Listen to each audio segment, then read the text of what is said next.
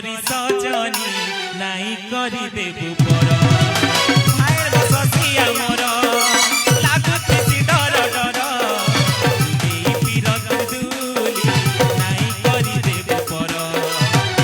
सुल की कली दे पड़ माने बोल तोर बिने नाई लागे मन तते खाए देखि बोली तोर सखी से गला मारे तुई नाई नाई जानू धन तोर बिने धन नाई मने धन तोर बिने धन नाई बुझे धन जाय गुने तार सरता गो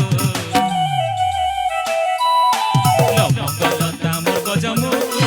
कह पदी मीठा कथा रसिया मोर मन बसिया कहि देमी मन कथा लवंगलता मोर गजमु कह पदी मीठा कथा तुई कहुथिले तुई सुनु तुई तो कला भमर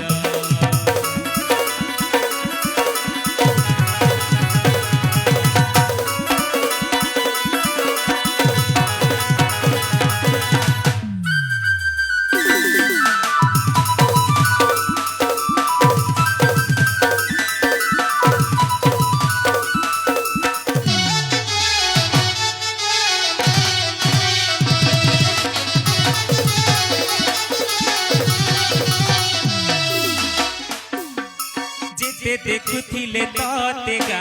नाई भरे